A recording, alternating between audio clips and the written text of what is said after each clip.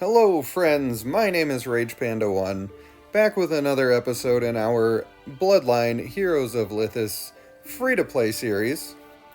And today is a very exciting episode because we are doing some event shenanigans. We're going to be going through the Spire of Champions. And the reason that that's exciting, particularly for me, is that means we get to do some limit testing. So to begin with, we are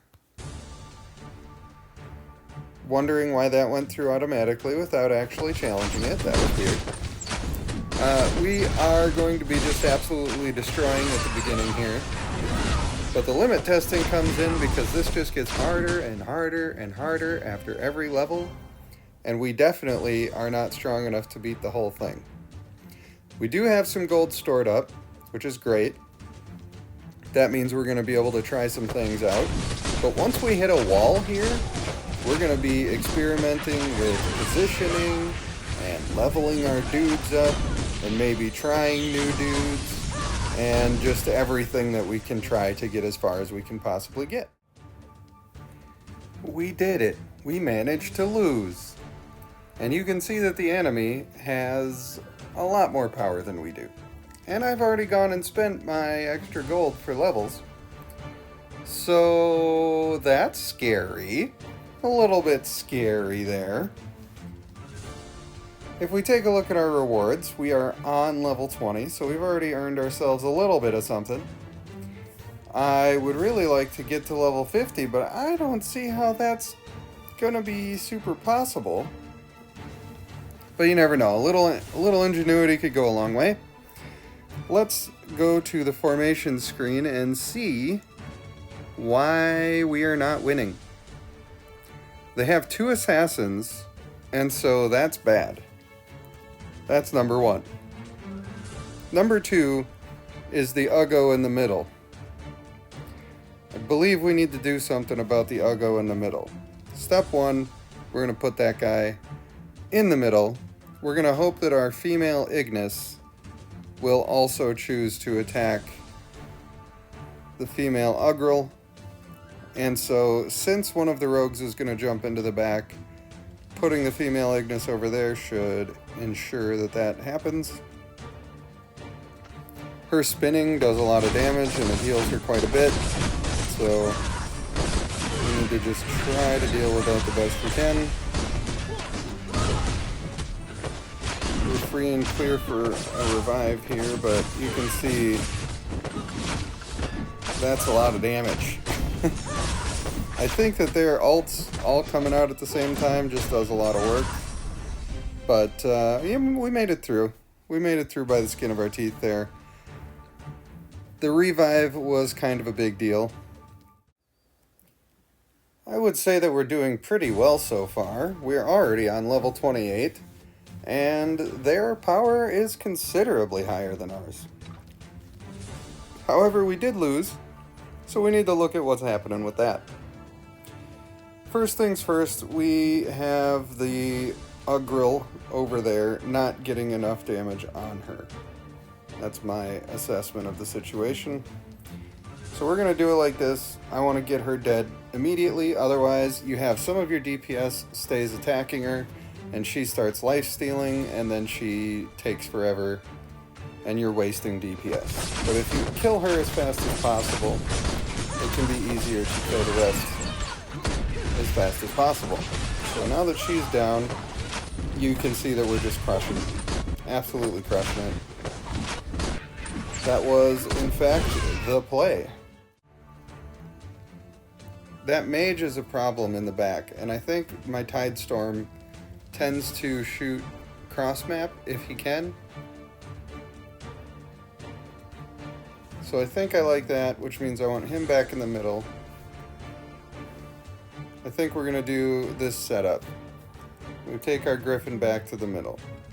And I will say, when we end up not winning at all, I'm going to be trying getting rid of the Griffin and putting our best boy back in, the old male Lycanus.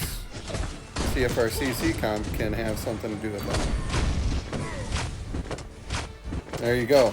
We targeted the person who was annihilating our team, Got her dead in a timely fashion. And we stayed alive. We did the thing. Level 34. Not only did we not win, but we got kinda poo-pooed on. First, let's take a look at our rewards. Got some nice trinkets to give the ladies, to give them a little intimacy. You know we like that. We need to check our formation here. And we see that probably we need to be tanking the warrior.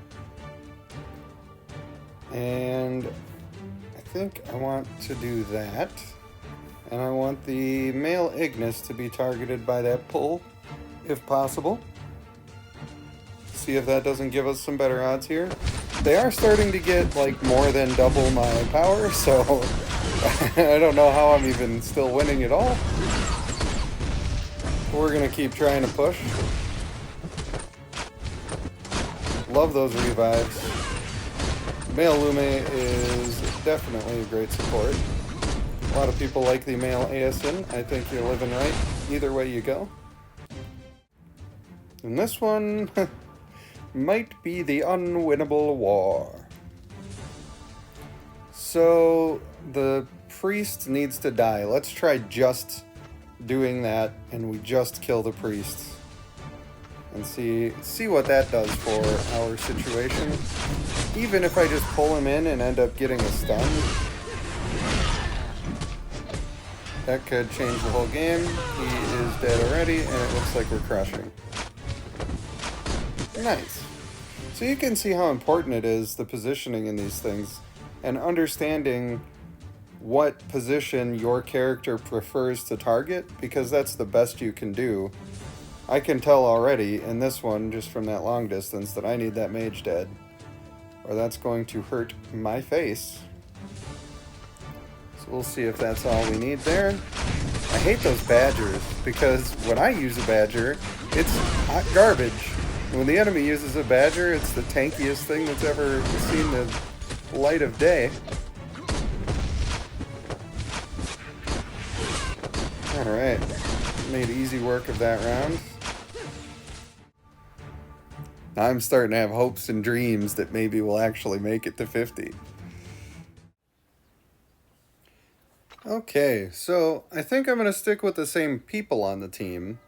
However, before they were all level 140, and now I have reset 2 of them, leveled them only to 115, and put the rest in our female Ignis, who I think is doing most of our damage. At the same time, I kept the books back from our Griffin and put extra books into leveling up the skills on our female Ignis. I feel like the pushback there from the Sally Horn is actually causing us more trouble than I'm giving it credit for. So we're going to try putting somebody that we don't care if they're in the back anyway over there.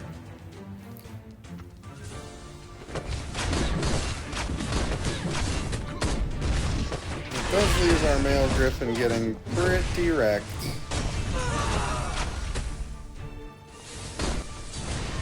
That was not better.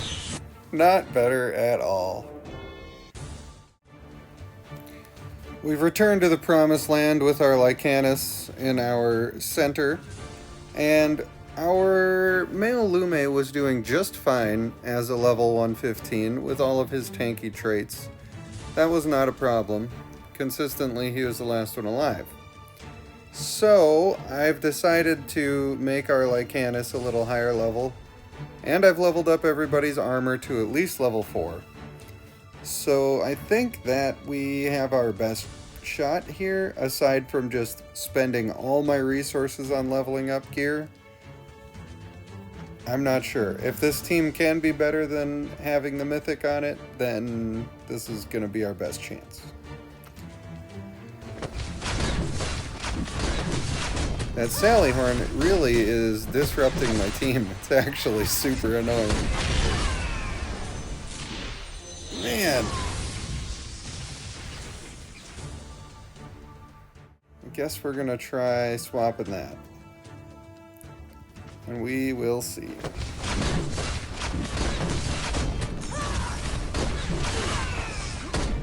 I wonder if maybe I should switch my Lion Stone. Well, I would say we are doing decidedly worse with this team because we're not even getting a chance to get it all going because the male Sallyhorn is just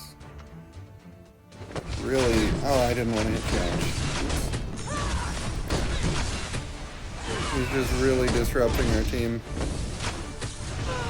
And then by the time we get back together, we get ulted on and we die. So this may be the end of the line for us.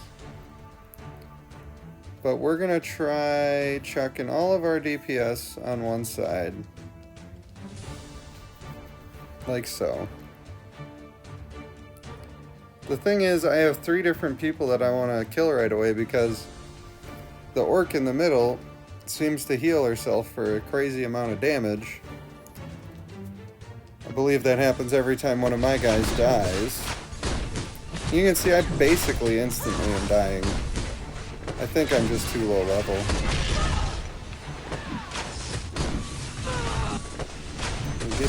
We do get the res there, but we're not making any progress. So I think that that's going to be the end of our climb, unfortunately. We made it to a higher power level of enemy than I expected, but I also expected for the enemy power levels to not be this high so soon. Maybe it has to do with the age of the server. I'm not sure. We can see what other people were running. And it's a lot of the same people. Male Tidestorm seems to be extremely popular. And I would have to agree, he deserves that praise. It's interesting to see people still running a blue character all the way up to level 280. I'm not sure I would want to put the resources into that. But we simply don't have those levels to make it up that far. We don't have the gold yet, as we are a fresh account, not even a week old. Speaking of a week of play, we are on day 6. We need to do some courting and some raising, but other than that, all of our other daily quests are done. And then tomorrow, we just have a few more relatively easy quests to do, and we will get Do you really think you our have the next strength companion. to tame a dragon? Unfortunately, it's for Karg, which I will never use. But the reason that that's good still is that it's a warrior, and I don't believe that we have any other warriors that we're creating on our own. And at this point, we will just need a tank, and we're going to be looking for companion parts for this companion, which will give us the Sallyhorn. Now, mostly, I'm doing that because 1-stars are really good for pumping out mythic units, and that'll be the second one we level.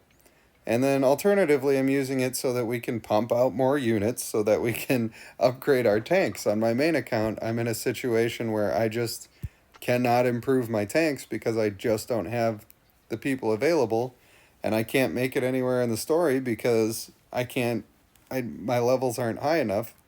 So I'm not getting rewards, and, I could just pay some money and get there, or I can wait for diamonds to come in through other sources. But yeah, I'm feeling pretty stuck on that one right now. So in between episodes, I'm going to clean out my dungeon, which is nice and full. I'm going to finish Chapter 5 and do a little bit of Chapter 6, and I'll let you know in the next episode how far we got. Thanks for following along with our journey and our early attempt in the Spire of Champions. I'm sad that we didn't make it to level 50, but it was fun, and we definitely learned that our Lycanus is not going to help us as much as the Mythic. We expected that to be the case, but now we know for sure. So I'll see you guys in the next one.